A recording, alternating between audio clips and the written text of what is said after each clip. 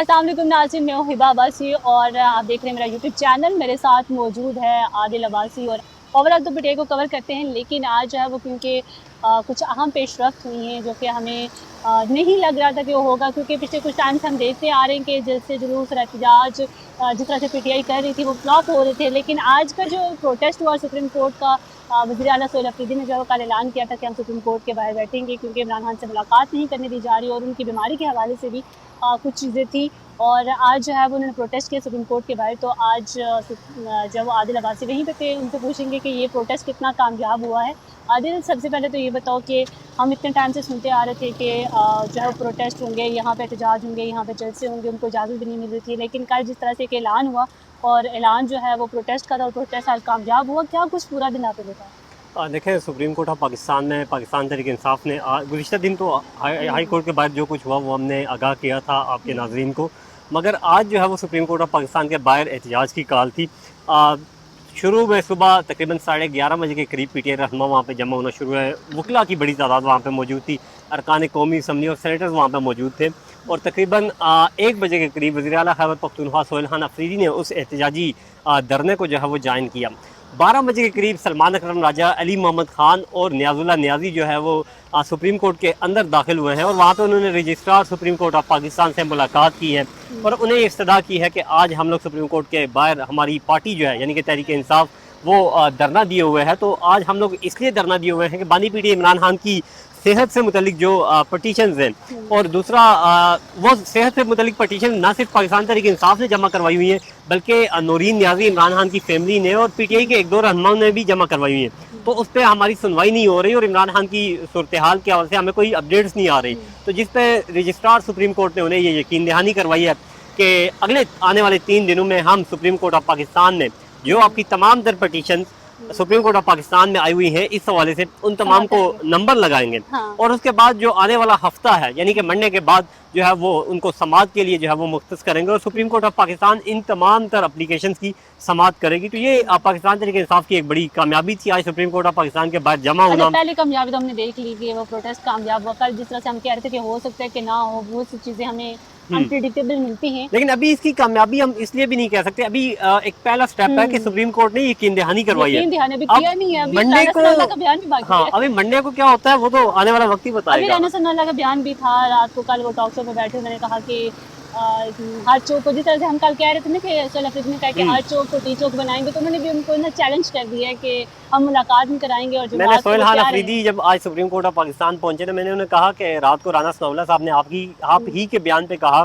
कि बंदे इकट्ठे करने का बंदोबस्त कर लें, मुलाकात जुमरात को भी नहीं होगी। तो जिस पर सोहेल खान अफरीदी ने कहा कि हमारे जो हमने एक फिगर दिया हुआ था 20 लाख लोगों का 27 सितंबर को वो लेके इस्लामाबाद आएंगे या अडियाला जेल जाएंगे, तो उन्होंने कहा अब राना सनाउल्लाह साहब को बताएं कि हमारी वो जो तादाद है वो उससे बढ़ चुकी है, आप भी अपनी तैयारी कर ले। ये सोहेल खान अफरीदी का हंसते मुस्कुराते हुए एक जवाब था। मतलब वो उस तरह से सीरियस नहीं देंगे उसको। हाँ, राना सनाउल्लाह साहब को उन्होंने सीरियस नहीं लिया और लेकिन हुकूमत जो सीरियस होने के मुझे लगता है डर पे है। जिस तरह से राना सनाउल्लाह का बयान आया है और उन्होंने इस चैलेंज को उनको और ज़्यादा चैलेंज दिया है कि आप जो है वो हर चौक को डी चौक बना के दिखाएं। तो देखना ये है कि वो सोहेल अफरीदी है वो चौक को डी चौक बनाएंगे या नहीं। अच्छा, क्या लगता है कि कल परसों जब अडियाला जेल का कहा गया है जुमरात का, तो क्या सीन लगता है, क्या मतलब आप क्या समझते हो कि क्या होने वाला है जुमरात को?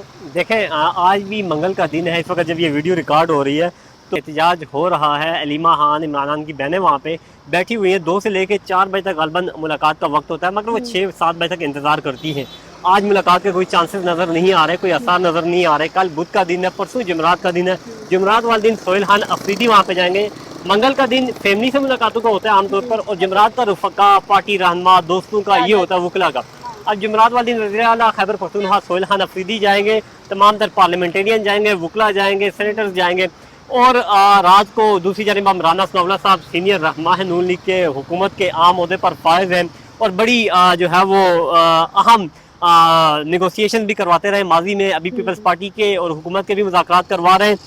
तो उन्होंने ये कहा कि कोई मुलाकात नहीं होगी, आप लोग बंदों का बंदोबस्त कर लें। मगर सोहेल खान अफरीदी और तमाम तर पीटीआई की आदत का ये प्लान है कि जुमरात वाले दिन हम लोग अडियाला जेल के बाहर जाएंगे, बैठेंगे और अगर रात गए तक मुलाकात ना करवाई गई तो रात को जो है पाकिस्तान तहरीक इंसाफ यानी कि सोहेल खान अफरीदी अगला लाएअमल देंगे। और अगला लाएअमल भी उन्होंने ये बताया हुआ है कि हम लोग पूरे पाकिस्तान में एहतजाज की कॉल देंगे। मुझे समझ नहीं आ रही कि एहतजाज कैसा होगा, कैसे होगा, क्योंकि आप लोग पूरी क़यादत को लेकर अडयाला जेल बैठे होंगे तो आवाम खुद ही अपने सर पे तो नहीं निकलेगी। हो सकता है पेशावर प्रेस क्लब के बाहर आवाम निकल आए, मगर बाकी मुल्क में तो मुझे दिखाई नहीं दे रही आवाम। मतलब एहतजाज का सीजन चल रहा है लेकिन आवाम का कोई मतलब वो नहीं है, लग नहीं रहा कि आवाम निकलेगी। हाँ, मुझे इसकी कुछ आसार नज़र नहीं आ रहे। बाकी ये है कि माजी में हमने देखा जब सोहेल खान अफरीदी ने वज़ीर आला का मनसब संभाला था, उसके बाद ये 2 से 3 मरतबा अडयाला आए।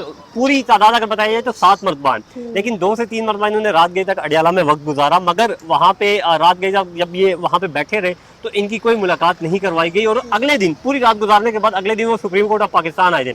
अभी भी यही लग रहा है कि हो सकता है वो अदालतों का रुख करें, मगर अदालतों ने तो उन्हें ऑलरेडी जो है वो पीर का वक्त दे चुकी है। अदालतें तो हम 3 साल से देखते आ रहे हैं, अदालतों का कोई हमें वो सामने नज़र नहीं आ रहा कि जिस तरह से वो काम कर रही होती हैं उस तरह से काम नज़र नहीं आता। अभी क्या लगता है कि अगर ये मतलब हो जाते हैं, लॉन्ग मार्च भी हो जाता है, एहतजाज भी हो जाता है, मुलाकात भी करा दी जाती है, तो क्या ये लॉन्ग मार्च फिर से कामयाब हो पाएगा? देखें, मुलाकात जब होगी तो फिर तो मुझे लग रहा है कि लॉन्ग मार्च की कॉल शायद ख़त्म भी हो जाए, क्योंकि अगर मुलाकात हो गई और बानी पीटीआई को बाहर की सूरत बताई गई या पाकिस्तान के कोई और मामलात हुए इंटरनेशनली वो चल रहे हुए, तो इमरान खान को जब ये बताया जाएगा तो माजी की तरह वो एक मरतबा फिर लॉन्ग मार्च को आगे ले जाने की बात कर सकते हो। लॉन्ग मार्च से पहले हुकूमत के लिए मेरे ख्याल से मुलाकात करवाना ये वो वाली बात है कि जिसने किया वो भी पछता रहा है, जिसने ना किया वो भी पछता रहा है। हुकूमत जो है वो 2 दिन ही में पड़ी हुई है कि मुलाकात करवाई जाए या ना। अगर मुलाकात होती है तो हुकूमत ये सोचती है कि शायद कोई लॉन्ग मार्च जो 27 की कॉल है उससे पहले का कोई एक्शन आ जाए इमरान खान की जानिब से। और हुकूमत ये भी सोचती है कि अगर मुलाकात करवा दी जाए तो हो सकता है इमरान खान लॉन्ग मार्च को मुलतवी कर दे। तो ये इस वक्त जो है वो सिचुएशन हुकूमत के लिए भी जिद है कि मुलाकात ही नहीं करवानी ना, वो तो लग ही नहीं रहा, कुछ लग ही नहीं रहे कि ऐसा होने वाला है, क्योंकि राना सनाउल्लाह का बयान तो मतलब है कि आप आएँ, आप जो करना चाहते हैं करें, और हम जो है वो बिल्कुल भी इस पे कोई भी कॉम्प्रोमाइज़ नहीं करेंगे। आप लाखों लोग लेके आएंगे क्योंकि उन्हें पता है कि अब आवाम ने निकलना नहीं है। देखें, जब लाखों लोग आ गए फिर कंप्रोमाइज करना पड़ता है। लास्ट टाइम 26 नवंबर को भी लाखों लोग निकलेंगे या नहीं।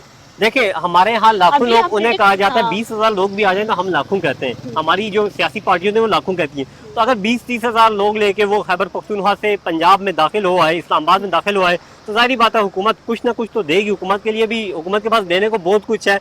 पाकिस्तान तहरीक इंसाफ के पास देने को मेरे ख्याल से अब कुछ बाकी रहा नहीं है, लेकिन सिवाय मुलाकात मतलब के सोच समझ के सोहेल अफरीदी ने अगर लॉन्ग मार्च की कॉल दी है तो बहुत सोच समझ के आगे बढ़ना पड़ेगा, अगला लाई हमें रखना पड़ेगा, क्योंकि ये वो टाइम है या आर होगा या पार होगा, सिर्फ ये आखिरी लॉन्ग मार्च की कॉल होगी और जिसपे कारकुन भी मोबिलाइज होगा और कारकुन निकलने की कोशिश भी करेगा अगर कहीं थोड़ा बहुत मतलब बचा है, क्योंकि लास्ट हमने जो एक्सपीरियंसेस देखे ना वो काफ़ी ज़्यादा ख़राब थे पीटीआई के। और इस बार जब लॉन्ग मार्च क्योंकि सोहेल अफरीदी ने कॉल दी है तो शायद हो सकता है लोगों को एक बार फिर से उम्मीद लगी है कि पीटीआई जो इस बार जो लॉन्ग मार्च करने जा रही है, हो सकता है कि वो जो उम्मीदें कारकुन लेकर बैठा है वो पूरी हों। लेकिन लॉन्ग मार्च से पहले जो जुमरात का दिन है वो बहुत कुछ जो है वो क्लियर कर देगा कि जुमरात वाले दिन पाकिस्तान तहरीक इंसाफ क्या करती है। हुकूमत ने तो बाज़ाब्ता तौर पे कह दिया कि नो मुलाकात।